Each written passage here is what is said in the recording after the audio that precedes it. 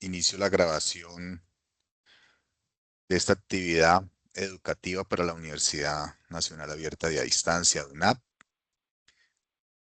Vamos a tratar el tema de la tarea 4, que es la contabilización de operaciones económicas de entidades públicas. Entonces, denme un segundito, amplío aquí. ¿Listo?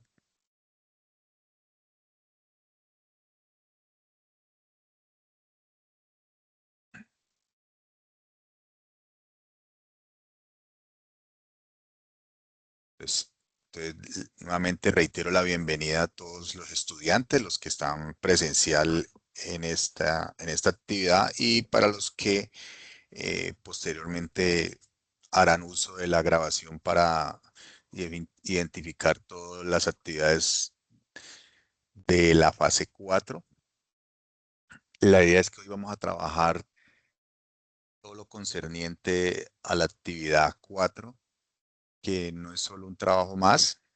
La idea es que realicemos una simulación real, lo más real posible, en la medida que logremos eh, conseguir la información, eh, y asimilemos actividades de un contador en la parte pública. Entonces, ustedes, la idea es que consigan información de alguna alcaldía para que podamos identificar cómo se realizan las actividades. Entonces, en ese orden de ideas tenemos aquí un mapa de la sesión. Eh, Esto cubrirá como las 4 actividades que van a realizar dentro de esta sesión de la tarea 4. Entonces, la primera nos habla ahí de vigencias futuras, ¿cierto? La idea es que ustedes, pues primero que todo, realicen todas las lecturas que están asignadas a la actividad, ¿cierto? Entonces, puedan identificar todas esas variables que vamos a tener aquí, como es vigencias futuras, cuál es el concepto, el alcance, el tipo de vigencias, si son ordinarias o excepcionales, el marco legal, las condiciones de autorización. Entonces, vamos a tratar de hacer las lecturas, vamos a realizar las lecturas y podamos identificar todas estas variables que nos está pidiendo la actividad. Denme un segundo, por favor.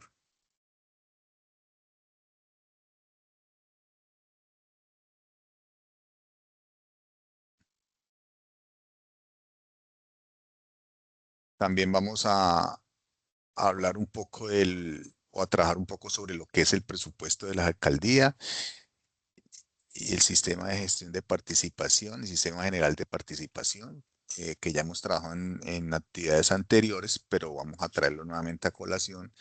La tercera es el programa anual mensualizado de caja, la función, la apropiación y tipos de modificaciones. Y por último, el taller de estados financieros públicos, que la idea es que elaboremos los estados financieros bajo el Plan General de la Contabilidad Pública.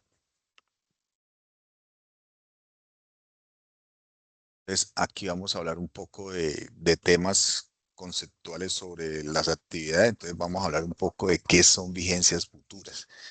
Entonces, lo que nos indican las vigencias futuras,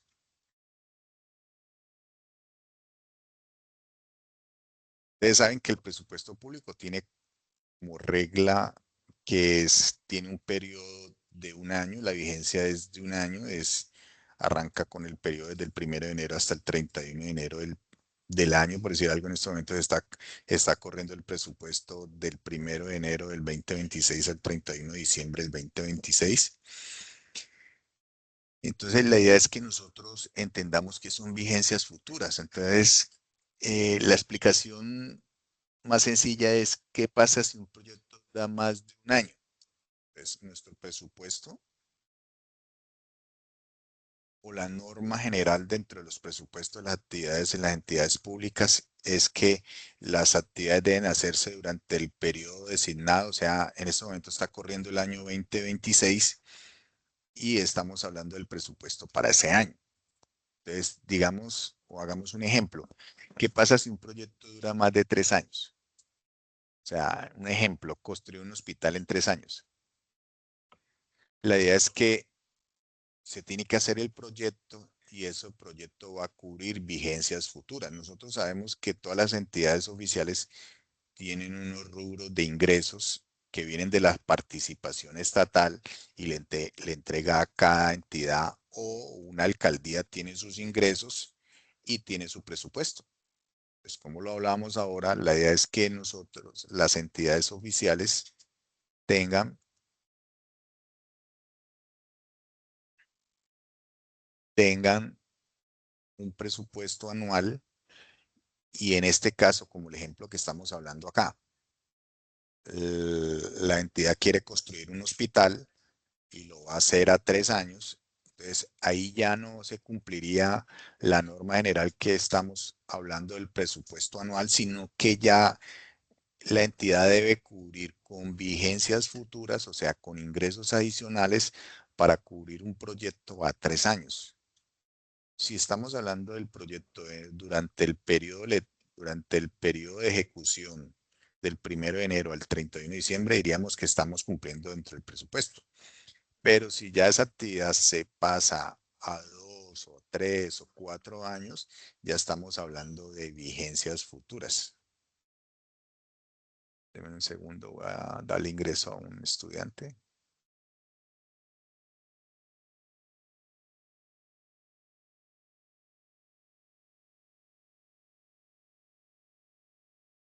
Bienvenida, María, ¿cómo estás?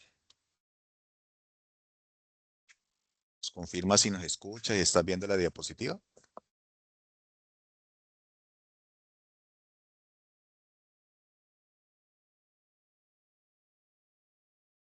Yerly, ¿me confirma si me está escuchando y viendo la diapositiva, por favor?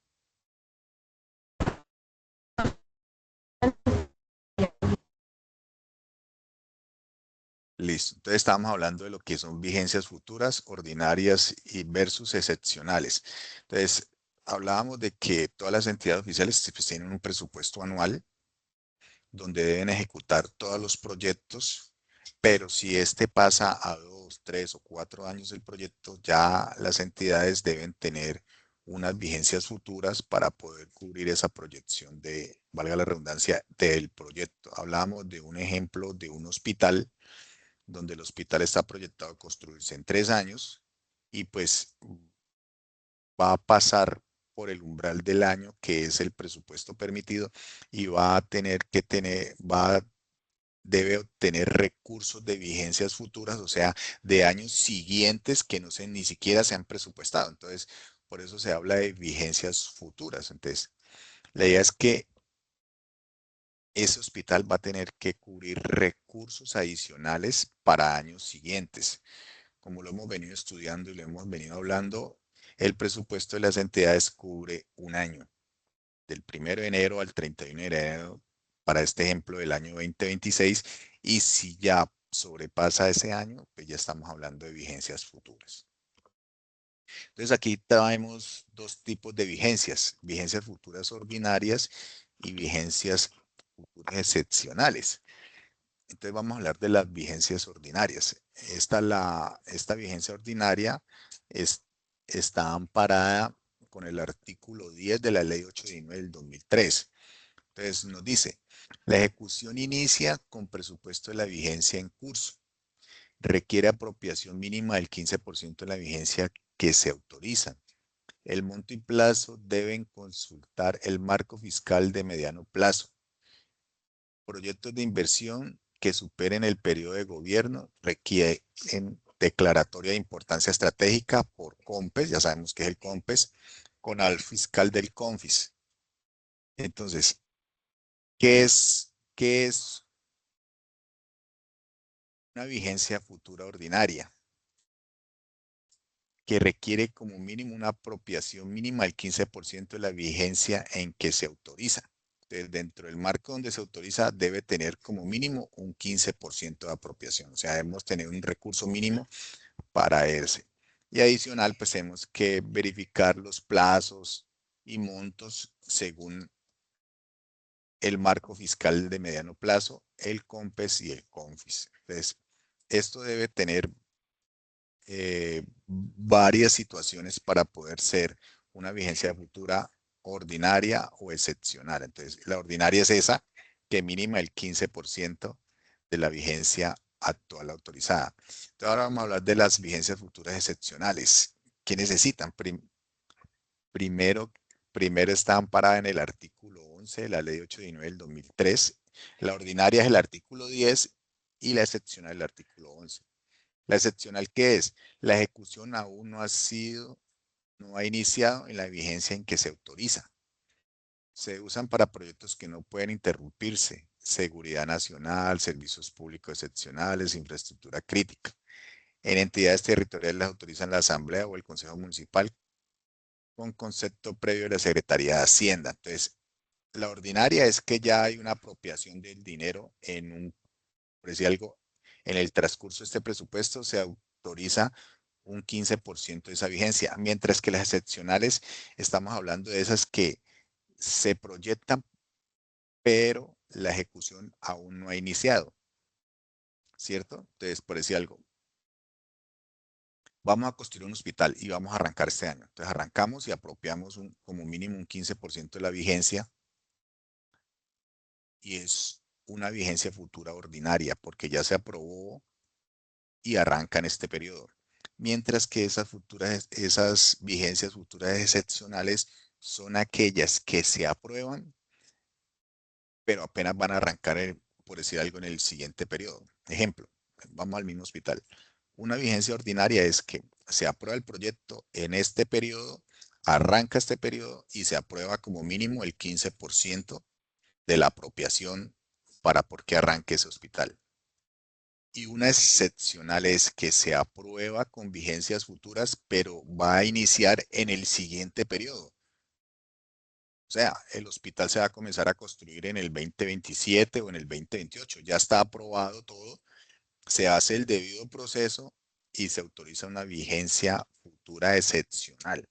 Entonces, esa es la diferencia. La ordinaria es que arrancó en este periodo y y se apropia como mínimo el 15% del total del costo de ese proyecto, mientras las excepcionales se hace todo el procedimiento y se autoriza con vigencias futuras sin haber iniciado la construcción del hospital. Entonces, digamos que el consejo, todas las actividades se realizaron, está aprobado, está el COMPES, el CONFIS, y se dice, el hospital va a iniciar su construcción en el año 20, en el segundo semestre del año 2027. Entonces, esa es una vigencia futura excepcional. Ya estamos prácticamente diciendo que necesitamos apropiar X cantidad de monto para poder construir ese hospital y va a iniciar en el segundo periodo del año 2027. Eso es lo que significa vigencias excepcionales. Entonces, ese es el ejemplo más claro. Otro ejemplo claro es de una vigencia ordinaria. Se va a iniciar la construcción de una carretera. Se aprobó la carretera, se hizo todo el debido proceso, se consiguieron los recursos en el primer semestre y se aprueba el inicio de la carretera para el segundo semestre de este mismo periodo. Eso es una vigencia futura ordinaria. Y la excepcional es la misma carretera, se aprueba, se verifican los recursos y todo, pero se va a iniciar en el segundo semestre del año 2027. Entonces ya es excepcional, ¿sí? Entonces la idea es que la ordinaria se aprueba y se inicia en el mismo ciclo del presupuesto del año corriente, mientras que la excepcional se aprueba en este ciclo, pero va a arrancar en el siguiente año. Ya es algo excepcional, porque ahí ya estamos contando es con vigencias futuras o recursos o ingresos futuros. Entonces, la palabra clave para uno entender esto es, ¿inició en este ciclo o no inició en este ciclo? Si inició en el ciclo, es una vigencia futura ordinaria. Si no arranca en este ciclo, sino que se deja para inicio en el siguiente ciclo, o sea, en el año 2027 o 2028, es una vigencia futura excepcional. Entonces, esa es la palabra clave.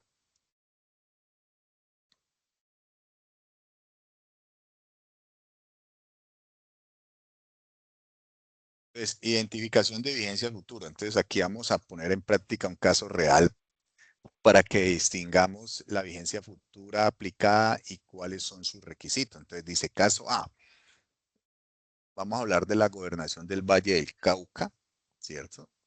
Y tiene que ver con el mantenimiento vial. Todos sabemos que eh, cada ente territorial, la gobernación y las alcaldías tienen ciertos alcances, ¿cierto? Hay unas carreteras que son locales, que las manejan las alcaldías, hay otras que son de carácter del departamento, las maneja la gobernación, entonces vamos a hablar de esas, que son, por decir algo, las carreteras terciarias. Hay unas carreteras que son de índole nacional, que son rutas nacionales, hay unas vías que son de índole departamental o terciarias que son de predominio de las gobernaciones, y hay unas vías que son internas de la ciudad que pertenecen a las alcaldías. Entonces hay que entender eso. Las alcaldías manejan las del perímetro urbano y algunas de tipo rural. La gobernación maneja todas esas vías terciarias y tenemos vías de carácter nacional. Entonces, dependiendo del tipo de vía donde estemos desarrollando ese mantenimiento, de igual manera ese ente va a tener jurisdicción sobre ella. Entonces, como para que lo entiendan, entonces la gobernación del Valle del Cauca va a realizar un mantenimiento. Entonces, ahí especificamos la situación. La gobernación del Valle aprueba en octubre, aquí estamos hablando del 2025. Aprobó un contrato de mantenimiento que inicia en noviembre del 2025 y termina en el marzo del 2026. ¿Qué tipo de vigencia aplica? Respuesta. Pues una vigencia ordinaria. La ejecución inicia en la vigencia 2025, requiere apropiación mínima del 15% de autorización. Entonces arrancó en el 2025, el 2025 se apropió, con mínimo el 15% de los recursos, pero va a terminar el año siguiente. ¿Listo? Entonces, acuérdense que la palabra clave es inició o no inició. Entonces, se autorizó y se aprobó y inició en el 2025, pero van a necesitar también recursos de los siguientes periodos. Entonces, aquí, inició en el 2025 y termina en el 2026. ¿Se apropió de vigencia futura? Sí, porque arrancó en el 2025 y él va a tener, como terminó este año, debe tener vigencias futuras. ¿Se acuerda que lo que cuando hablamos nosotros de vigencia futura es los recursos que tienen que ver con los siguientes periodos?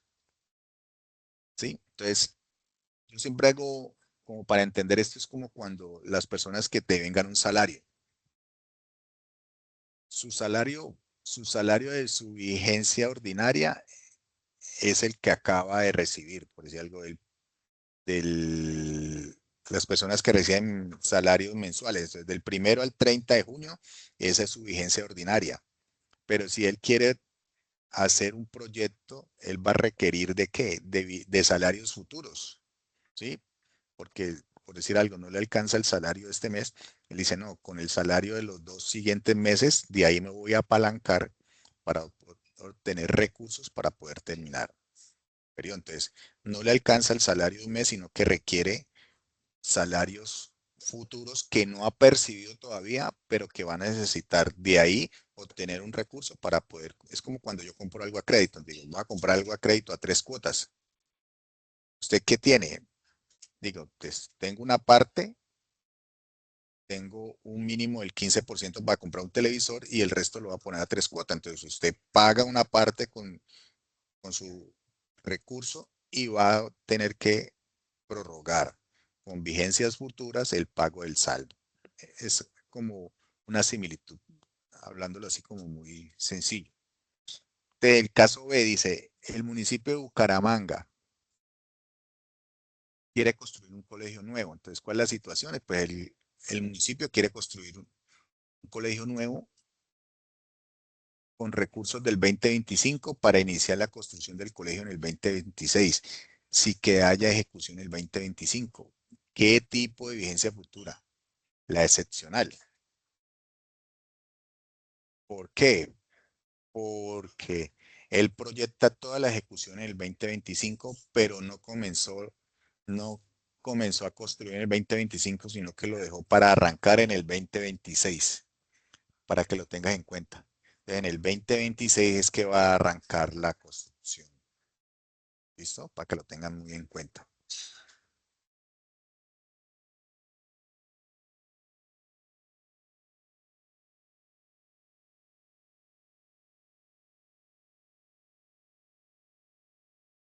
Entonces, ahora hablemos un poco el presupuesto.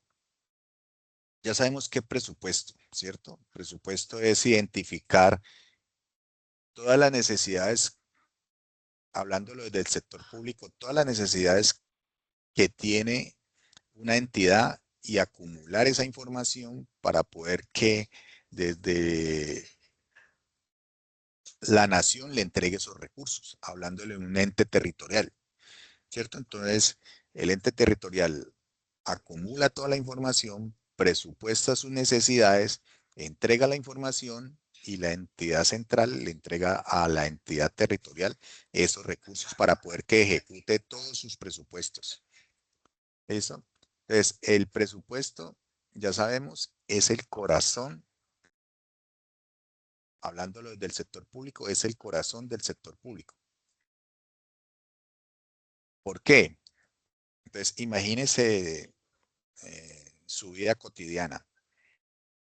¿Cuál es el ingreso? El salario. ¿Cuáles son los gastos que usted tiene? Digamos que el arrendamiento de la vivienda donde usted vive y la alimentación. Asimismo es el Estado, pero ya hablando con unos montos de recursos mucho más grandes. Entonces, el Estado tiene un ingreso, ¿sí? Por diferentes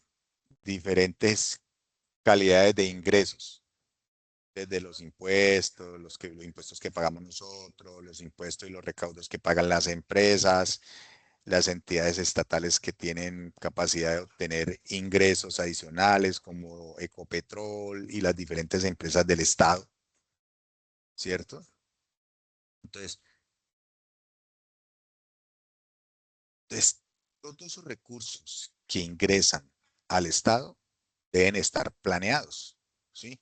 Tanto los recursos que ingresan como los gastos que va a tener el Estado. Por eso es que todas las entidades territoriales deben presupuestar esos recursos. ¿Qué recursos tiene y cómo los voy a distribuir en todas las actividades que debo realizar? Entonces, no es solamente cómo tengo el recurso, sino cómo lo voy a dividir en todas esas actividades que tenemos. Entonces, por eso dice, el presupuesto de una alcaldía, qué ingresos tiene, qué es gastos y el sistema general de participaciones que le está entregando a ellas. Entonces, un presupuesto municipal se estructura en ingresos tributarios y no tributarios, incluido el sistema de gestión de participación y los gastos de funcionamiento, servicio de deuda e inversión. Entonces vamos a ver como un ejemplo aquí muy cotidiano. Entonces, ¿cuáles son los ingresos de una alcaldía? Los ingresos corrientes de una alcaldía, digamos que son todo lo que tenga que ver con lo tributario. Ya todos sabemos qué es lo tributario. Estamos hablando de un tributo. Entonces, el tributo es lo que nosotros como ciudadanos de este país entregamos al Estado o a los entes territoriales o a las alcaldías para que con esos recursos pues se ejecuten muchas actividades. ¿Se acuerda que nosotros también, Colombia es un estado social de derechos, ¿sí? Entonces todos contribuimos y esa contribución que nosotros realizamos pues se dispersa en todas las necesidades que tenemos. Entonces, ¿qué ingresos tiene una alcaldía? Los ingresos de una alcaldía son los corrientes tributarios, entonces como el predial, ya sabemos qué es el predial, es el pago que realizamos, el impuesto que realizamos por tener una propiedad, ¿cierto? El industria y comercio o ICA es el impuesto que pagamos por tener una actividad o tener unos ingresos en una actividad económica dentro de la ciudad. También las entidades, las alcaldías tienen ingresos no tributarios como multas, tasas, contribuciones. Tienen también lo de las transferencias nacionales, que es lo del sistema de gestión de participación, donde el Estado central hace una división y le entrega a cada alcaldía una participación de los ingresos que obtiene el Estado. Entonces, de esa, de esa participación, a cada ente, a cada alcaldía le llega una porción y a su vez esa alcaldía distribuye esa participación para poder cumplir su presupuesto. Y recursos de capital. ¿Cuáles son los recursos de capital? Pues si el recurso que obtiene la alcaldía no alcanza, pues debe hacer créditos. Si tiene CDTs o algún documento de título o valor, pues la alcaldía va a tener rendimientos financieros y excedentes de entidades descentralizadas. Cada alcaldía también tiene entidades descentralizadas que pueden en un momento dado obtener un beneficio y le va a entregar a la alcaldía esos beneficios. Entonces, eso es cómo ingresa el dinero a la alcaldía para poder cumplir un presupuesto. Acuérdense, nosotros tenemos un presupuesto de ingresos y también tenemos un presupuesto de gastos. Entonces, cuando hablamos de ingresos, ya lo acabamos de ver. Los tributarios, los no tributarios, las transferencias nacionales y los recursos de capital. Cuando hablamos de gastos, hablamos gastos. Entonces, ¿qué gastos tienen las entidades como la alcaldía? Tiene gastos de funcionamiento. ¿Cuáles? Nómina, servicios generales, transferencia de operaciones, servicios de deuda, amortización de capital e intereses cuando tienen préstamos, inversiones, proyectos de plan de desarrollo, la construcción de carreteras, construcción de instituciones educativas, mantenimiento de hospital, mejor dicho, cualquier cantidad de proyectos que haya presupuestado la alcaldía. Recuerde que todo lo que ejecuta un ente público debe estar debidamente soportado y presupuestado, ¿sí? A menos que sea algo excepcional que la ley le permita a una entidad tomar rubros para llevarlos a otras actividades, es la única forma. Ejemplo, todo ente, toda alcaldía tiene un presupuesto para desastres, ¿sí? Pero lo que tenía, digamos, lo que sucede algo por la lluvia, ahora por el tema del fenómeno del niño, por el calor, un incendio X, y desborda lo que se tenía presupuestado. Digamos que tenían presupuestado 1.000 millones de pesos para temas de desastres, pero pasó algo muy grave que llevó a que la alcaldía no pudiera cubrir con el rubro que tenía. ¿Qué hace él? Tiene excepciones y él puede llegar y tomar de otras participaciones de su presupuesto para poder cubrir ese rubro, pero dentro de la ley. La ley le da unas excepciones. No es que ellos dicen, no, venga, es que yo ya no necesito esto aquí en lo que iba a invertir en educación, sino que me lo voy a llevar para pagar nóminas. No, eso no se puede hacer. Son situaciones excepcionales que estén en el marco de la ley. Entonces, yo tengo un ingreso, ese ingreso se va para unos gastos que yo ya tengo presupuestados y si dentro de esos gastos presupuestados sale alguna excepción que esté en el marco de la ley, la entidad o la alcaldía puede llegar y tomar esos rubros, como decíamos el ejemplo ahora de educación, llevarlo por ejemplo para desastre sí, siempre que esté en el marco de la ley. Y esto está enmarcado en los principios. Entonces, primero el equilibrio presupuestal. Segundo, el principio de universalidad. y el último, el marco fiscal de mediano plazo. Entonces vamos a hablar de los tres.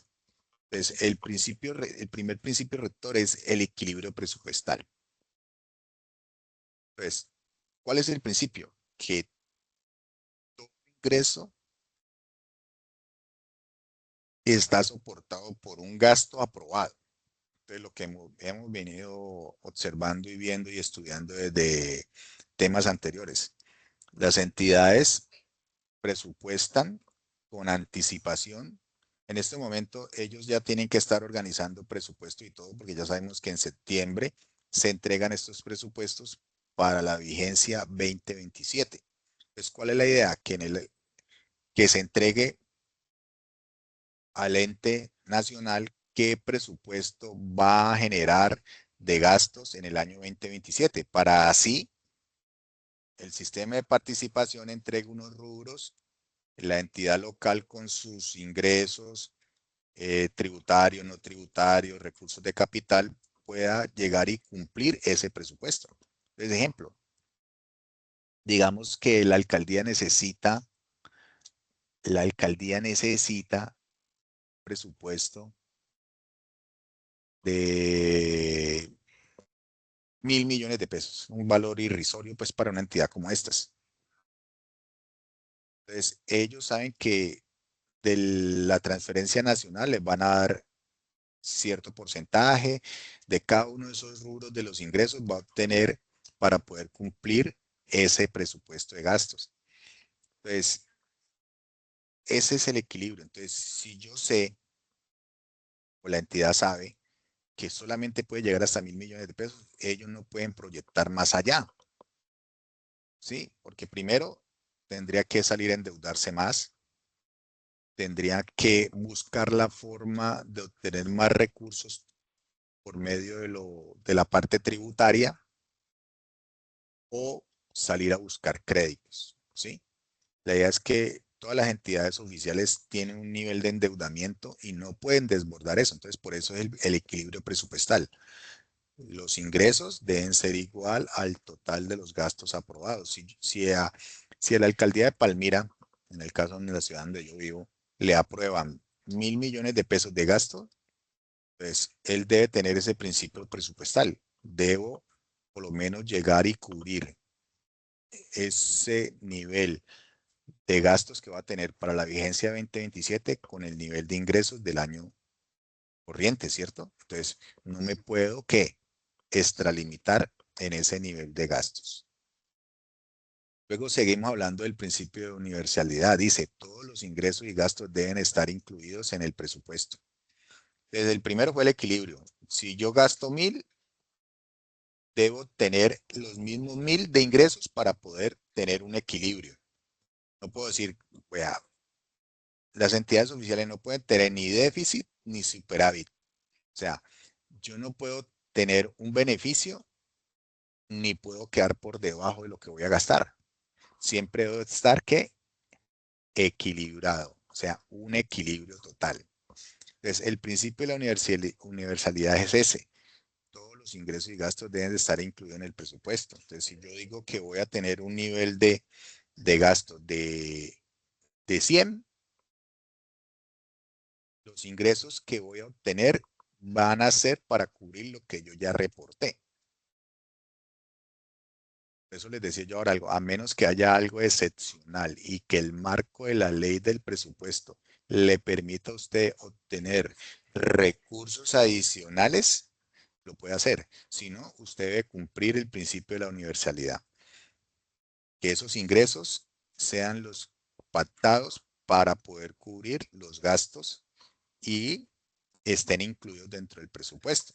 Entonces, si yo digo que voy a tener dentro de mi presupuesto para la educación 50 millones de pesos, la ejecución del presupuesto debe estar marcados en que voy a gastar esos 50 millones de pesos en educación.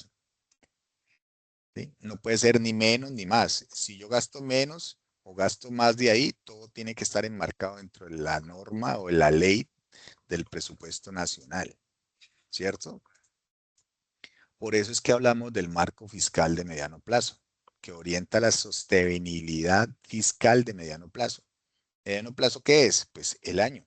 Si yo estoy en una vigencia, el marco fiscal me da a mí las normas para poder tener en un momento dado una excepción y poder tomar rubros de una partida y llevarlos a otra. Pero si yo digo que es para educación y no, y el marco fiscal me dice que usted no puede sacarlos de ahí, usted tiene que cumplir con eso. ¿Sí? Entonces, esa es la idea de esos principales actores del presupuesto de las alcaldías. Ahora bien, vamos a hablar un poco de lo que es el sistema general de participaciones. Esto es lo que nosotros identificamos, es el dinero que la nación le da a los municipios. ¿Sí? La nación, eh, como ente central, tiene unos ingresos. Esos ingresos, el Estado le da una participación a esos entes territoriales y a cada ente territorial le hace una transferencia de recursos para poder que cumplan con sus presupuestos, ¿sí? Emanados dentro de las normas y las leyes que conforman la ley de presupuesto público, ¿sí? Eso no es porque, no, que tal municipio quiere esto, no. Todo está enmarcado dentro de las normas y las leyes, ¿sí? Entonces, entonces, un municipio pequeño no vive solamente de impuestos, ¿sí? Porque digamos que es un municipio muy pequeño y el nivel de impuestos no da para cubrir su operación. Entonces, ¿de dónde llega eh, el dinero para que pueda cumplir con la operación de su municipio? Pues del Sistema General de Participación. Entonces, digamos, un municipio pequeño que todos conozcamos, sé, La Plata, Huila. Aunque La Plata es un poco más grande que muchos, de todas maneras es un municipio que pueda que no tenga la capacidad de ingresos como lo puede tener Medellín, Bogotá, Cali, ¿cierto? Entonces, ¿de dónde viene esa participación para que ellos puedan cumplir con su presupuesto? Pues del Sistema General de Participaciones. Y el Sistema General de Participaciones, ¿qué nos muestra a nosotros? Que él ya viene con unos parámetros definidos, o sea, ya tiene reglas. O sea, ese dinero viene direccionado exactamente a cumplir un rol dentro de su presupuesto local. Deme un segundo, le doy ingreso aquí a alguien. Entonces, cada municipio tiene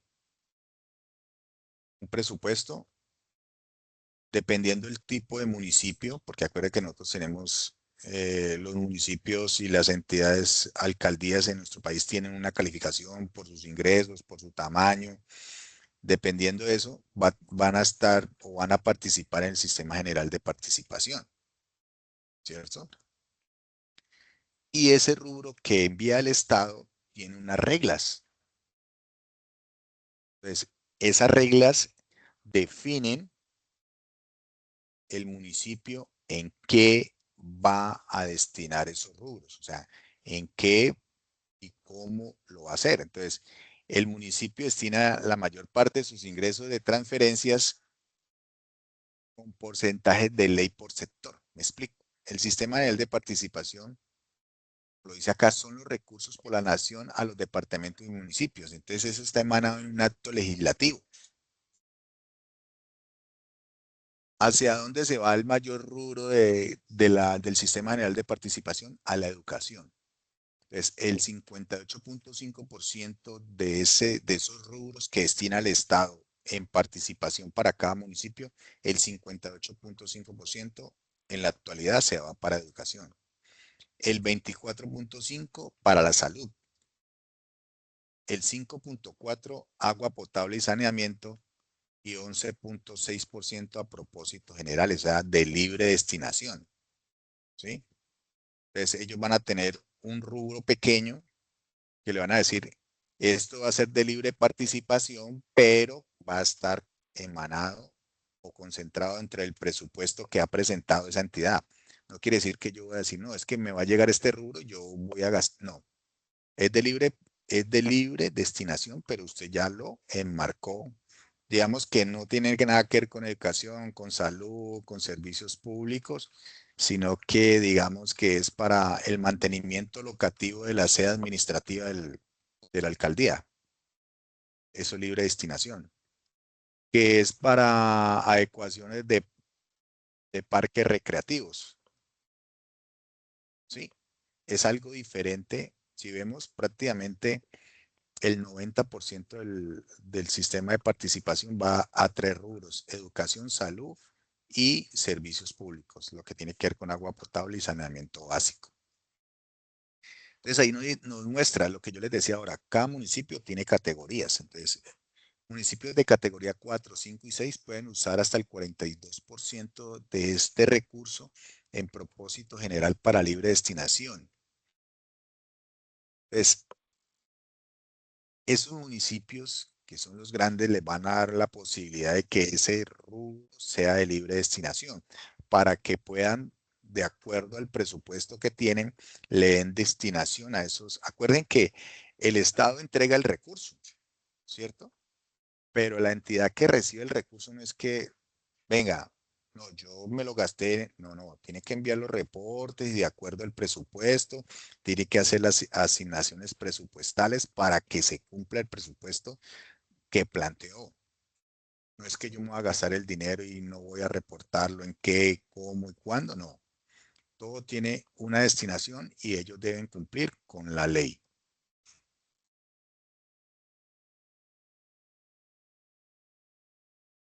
A ver, saludo. ¿Quién acabó de entrar?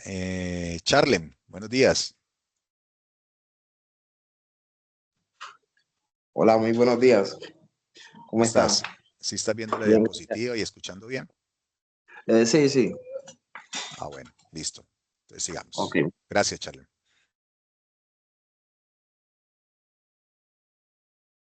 Un segundito.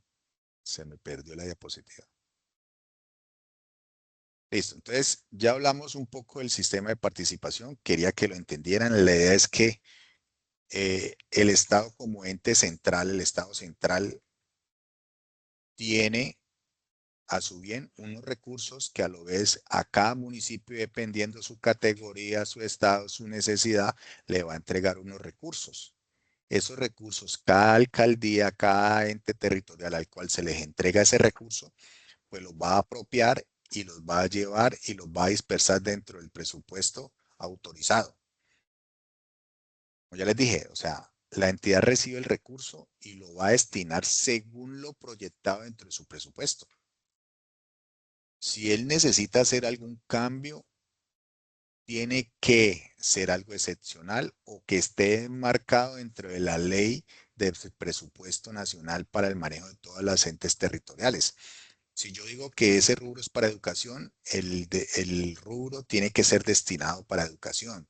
Yo no puedo tomar el rubro de la educación y llevarlo para mantenimiento y funcionamiento de la alcaldía. El rubro es directamente relacionado con lo que se autorizó en el presupuesto.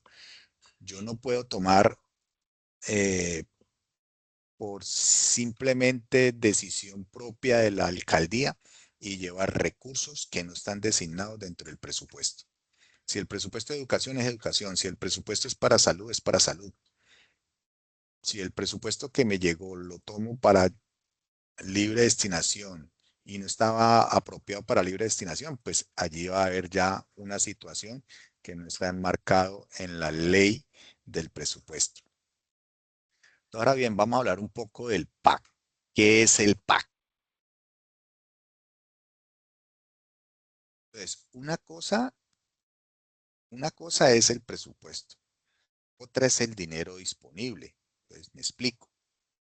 Cuando hablamos de presupuesto, es lo que yo ya programé y voy a ejecutar. Yo programé que para educación necesito esto, para salud necesito esto y voy a hacer estas actividades. Para salud necesito este rubro y voy a hacer estas actividades. Y cada rubro tiene unas actividades y de cuál vamos a desarrollar el presupuesto. ¿Listo? Entonces, ejemplo, la entidad tiene 100 millones presupuestados, pero en el banco solamente tiene 20, ¿sí? Entonces, ¿con cuánto cuenta exactamente la entidad? Solamente con 20, no tiene más. Entonces, por eso hablamos del programa anual mensualizado de caja. Esto es como las empresas. Esto es el flujo de caja. Si usted no tiene flujo de caja para cumplir los presupuestos, pues no va a poder llegar y cubrir los rubros, ¿cierto? Es exactamente lo mismo. Yo puedo decir, como sucede, no sé si ustedes de pronto en la noticia y todo, a veces vemos, es que se contaba con un presupuesto y a la fecha, eh, hace algún tiempo escuchamos, el nivel de participación del Estado en este municipio lo disminuyó en tanto. Entonces, por tal razón no se pudo cumplir el presupuesto. Quiere decir que el Estado le disminuyó los recursos a esa entidad y la entidad tenía planteado cubrir un proyecto de 100 millones de pesos y solamente el Estado le envió 20. Es como en las empresas. Yo necesito pagar facturas por 100 millones de pesos y voy a ver mi flujo de caja o mis bancos y no tengo sino 20. Entonces, ¿podré cumplir el presupuesto? No, ¿cierto? Entonces, esto es lo que es el programa anualizado, mensualizado de caja. Como lo dice ahí, es el instrumento de administración financiera que distribuye mensualmente los recursos disponibles, garantizando que ningún pago se haga sin respaldo de caja. Entonces, ahí está la definición. Dice, y es un instrumento que verifica y aprueba el monto máximo mensual de fondos disponibles para las entidades públicas. Ningún pago puede realizarse sin estar previsto en el paro. Entonces, usted ya tiene un presupuesto del de enero al 31 de diciembre. Y a su vez, usted va a tener un presupuesto de ejecución. Entonces, en enero va a ejecutar esto, en febrero esto, en marzo esto, y así sucesivamente. La primera semana hay que ejecutar esto, la segunda semana. Entonces, el presupuesto que es anual, usted lo va a dispersar y luego usted lo va a convertir prácticamente en semanal, como las empresas. Así como paga, aunque las entidades locales pagan mensualmente, pero usted ya sabe que va a comenzar a ejecutar prácticamente semanalmente o diariamente, también se puede medir y ellos lo miden, pero básicamente este programa anual mensualizado de caja le va a permitir a esas entidades públicas poder tener el recurso para poder ejecutar el presupuesto según el cronograma. Entonces, en el mes de enero usted va a ejecutar, digamos que usted le van a dar 120 millones de pesos en el año y cada mes usted va a ejecutar 10 millones de pesos. Con eso llegamos a los 120. Entonces, en enero usted necesita tener un nivel de caja de cuánto? De 10 millones de pesos. Si usted no tiene los 10 millones de pesos, no tiene el monto para poder cubrir lo que proyectó en enero. Digamos que no alcanzó a cumplir todo en enero, entonces ese flujo de caja pasa para febrero. Entonces, no es que usted lo vaya acumulando, sino que de pronto no alcanza a cubrir, pero usted va ejecutando dependiendo del flujo de caja. Si usted tenía actividades para el segundo semestre y el nivel de participación le va a ir girando a usted, girando, girando, usted no puede trasladar eso para el primer semestre. Usted tiene que ejecutarlo, por eso es el estudio que se hace muy detalladamente de los presupuestos.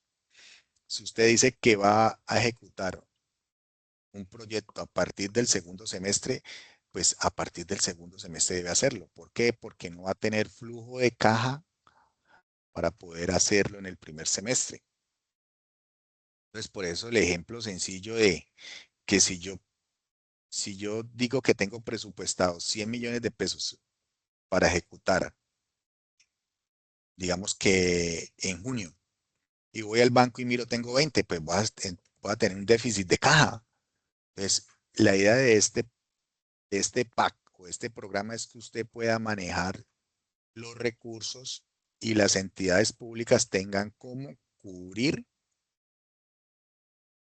el desarrollo de los presupuestos, ¿cierto? Entonces, este PAP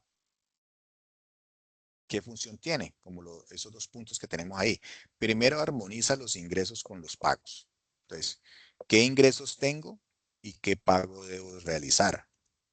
Entonces, básicamente el que está proyectando es cómo, cómo hago y ejecuto yo todas mis actividades y que yo tenga siempre la disponibilidad del flujo de caja para poder programar y ejecutar los presupuestos.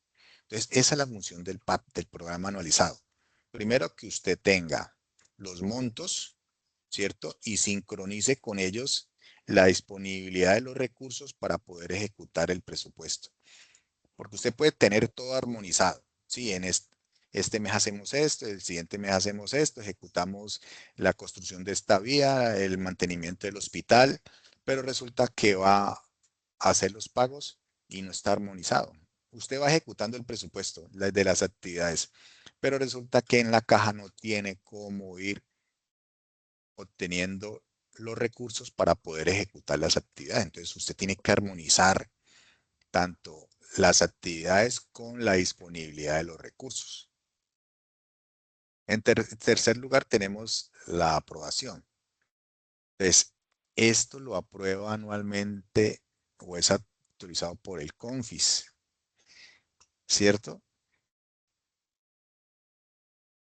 El CONFIS le va entregando a usted recursos y va aprobando, ¿cierto? Y aparte de eso, a nivel nacional también tenemos la Dirección General de Crédito Público y Tesoro Nacional que va manejando los recursos. Cuando el nivel de participación del Sistema General de Participación le dice a un municipio, bueno, a usted le vamos a entregar 100 millones de pesos.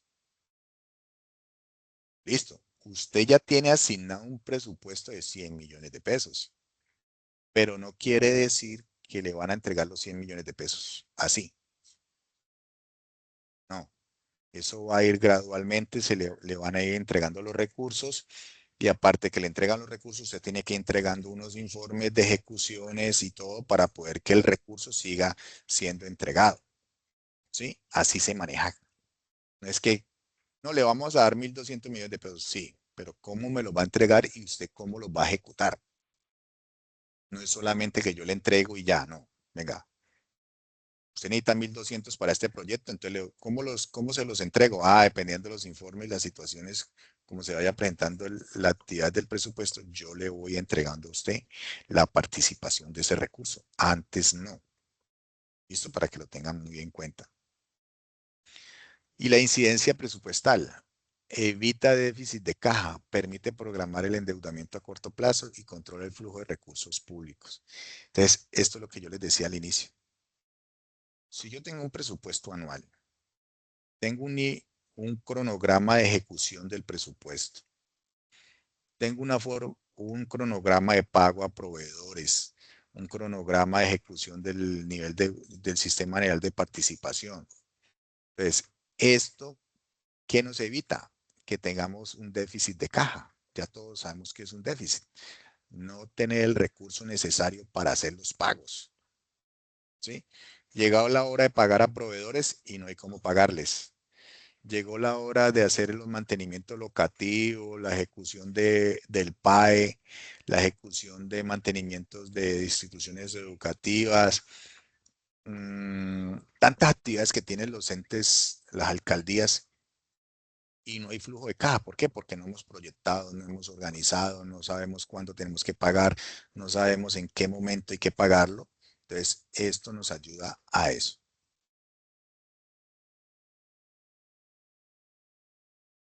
Tipos de modificaciones y un ejemplo práctico. Entonces, ya sabemos que el dinero no siempre llega como se planea, ¿cierto?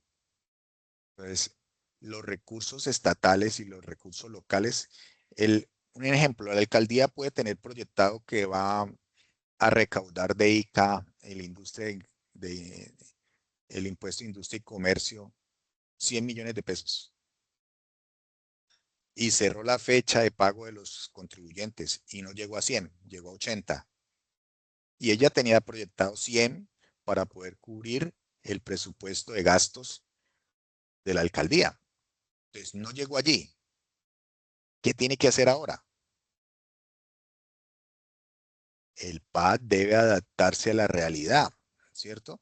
Entonces ya comenzamos, si yo no tengo ese recurso, pues la alcaldía muchas veces sale a hacer crédito público, pero pues ese crédito público tiene que ser autorizado por el consejo, debe seguir un debido proceso. Pero mientras todo eso sucede, ¿qué tiene que hacer el PAP? Se debe adaptar a la realidad. Entonces, mi flujo de caja me va a permitir solamente cubrir hasta esos 80 millones de pesos que recaudé. No voy a tener más, ¿cierto? Entonces, lo que nos está mostrando este ejercicio aquí simplemente es que si yo no tengo el recurso que presupuesté obtener, pues el PAT, ¿qué tiene que hacer? Tiene que organizarse, ¿cierto? Y adaptarse a la situación, a la circunstancia. No hay de otra forma. Es como cuando nosotros somos asalariados. Nosotros, los que son asalariados, los que somos asalariados, pues sabemos que yo debo adaptarme a qué? A mi flujo, a mi PAC, ¿cierto? A mi flujo efectivo. Si yo me gano X dinero, yo sé que no me puedo, ¿qué? Pasar de ese recurso en ese periodo porque no voy a tener cómo cubrirlo.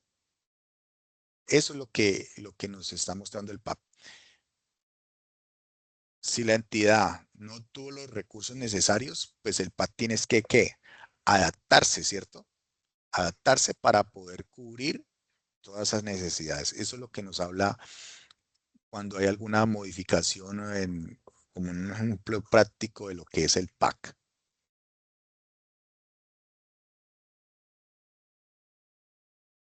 Pues ahora entramos ya como un poquito en el lenguaje contable. Eh, es como aprender inglés. Esto es como aprender inglés. Hay mucha palabra que a veces no conocemos, no la manejamos.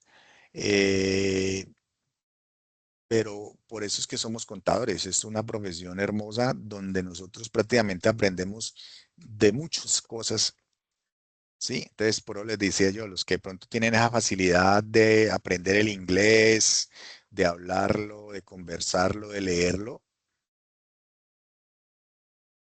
pero eso no lo hace uno de la noche a la mañana, ¿cierto? Eso viene con aprendizajes, con buscar la información, realizar las actividades y todo.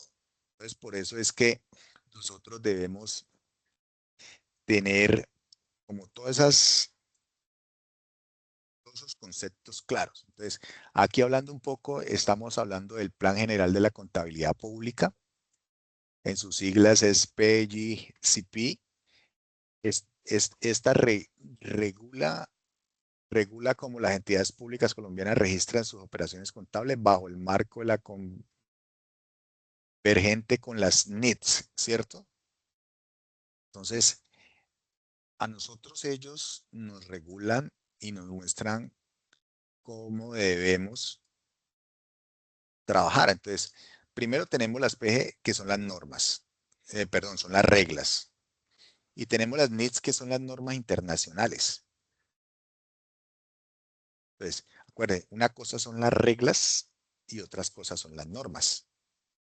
¿Sí? Entonces, debemos tener muy en cuenta eso. Entonces, ahí les dejo algunos, lo del marco conceptual, el catálogo de las cuentas generales, el manual de procedimientos contables. Entonces, las NITs son emitidas por el IPS y adaptadas para Colombia por la Contaduría General de la Nación.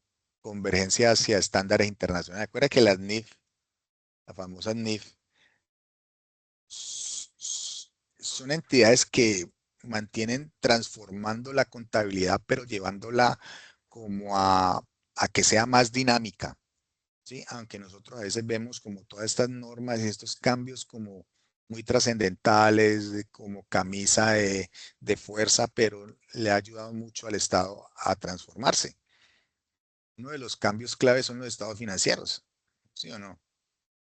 Donde básicamente tenemos cuatro y ya el quinto es las notas. Entonces, ese ha sido un cambio trascendental para la contabilidad en Colombia.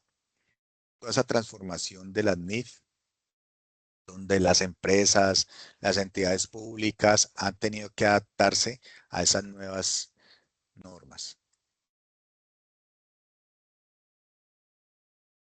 Ahí también estas diapositivas se las voy a compartir para que les quede ahí y puedan ver. Entonces, esta es la estructura del catálogo de cuenta fundamental para registrar correctamente las transacciones.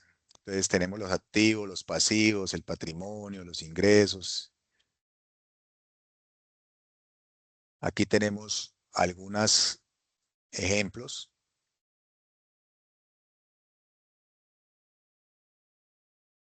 Allí algunos ya me han estado preguntando por un Excel. La idea es que no se anexó ningún Excel. La idea es que ustedes lo hagan la construcción de toda esta información, sea autodidacta. Acuerden que en esta parte contable o los que estudiamos esta linda profesión, nosotros somos autodidactas aunque los estados financieros y todo ya está prediseñado. Nosotros cuando estamos en esta parte educativa como formadores o como estudiantes, nosotros tratamos de construir la información que nos permita a nosotros entender lo que desarrollamos. Muchas veces a nosotros nos entregan formatos, nos entregan documentos y nosotros no los construimos, entonces nos va a ser un poco más difícil. Ahí ya les he respondido a varios estudiantes. La idea es que nosotros desarrollemos nuestros propios anexos.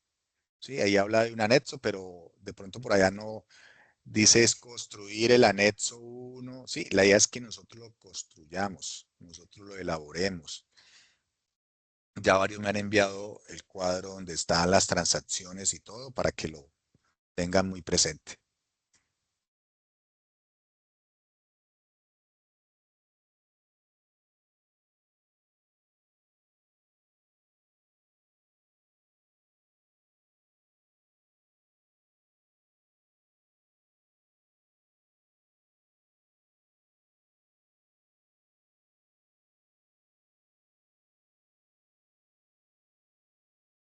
Denme un segundito.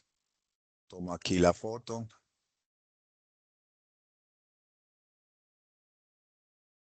Listo. Bueno, chicos, con eso terminamos como esa parte introductoria. Espero mucho los aportes para las personas que están aquí presentes y las personas que vean este video. La idea es que seamos muy participativos en los foros. Tenemos muchas herramientas para participar. He notado demasiado es que no tenemos el trabajo a nivel colaborativo, que eso es muy importante. Eso es mucho más importante tener conceptos de nuestros compañeros. De pronto algunos tienen la posibilidad de trabajar en entidades públicas eh, y tienen unos conceptos mucho más claros que a las personas que de pronto no tenemos la posibilidad de estar en esos entes públicos, sino en entes privados, que la contabilidad, aunque la contabilidad es una, pero la forma de trabajarla y argumentarla y, y transformar esa información a la parte contable es muy diferente. Entonces, para que lo tengan muy en cuenta. Entonces, sí requiero mucho que hagamos esos aportes. Eh, Tienen el foro. Yo he estado muy atento. La idea es que sea muy dinámico. Yo lo reviso todo el tiempo. Ya tengo algunos estudiantes que son muy participativos, otros que quisiera que lo fueran. No dejen esta oportunidad atrás. Nos sirve como para que tengamos más cercanía con el docente y nos retroalimente las dudas, las inquietudes. Si de pronto yo estoy tomando mal una aplicación de una norma, si estoy tomando mal una contabilización, eso nos sirve de mucho aporte. Y para las personas que aún no han participado, estamos en la tarea 4, todavía tenemos oportunidad, no dejemos quedar esta oportunidad ahí. La idea es que me pueden escribir al correo interno y como el día de ayer respondí ya a una persona que por temas médicos no había podido participar y todavía está a tiempo. La idea es que ella pueda sacar esta situación y poder cubrir todas las actividades que hemos hecho hasta la fecha. Entonces la invitación es para los que no han participado, lo hagan. me hagan saber las situaciones para poder cubrir pues estas necesidades y los que han venido participando lo sigan haciendo. Y estaré muy atento. En este momento voy a tener la grabación. Les agradezco mucho por la participación a las personas que están acá y los que no pudieron asistir por diferentes motivos, por el horario laboral, por la hora que realizamos esas actividades, pues bienvenido sea sus comentarios. Bueno, voy a dejar de grabar en este momento. Muchas gracias.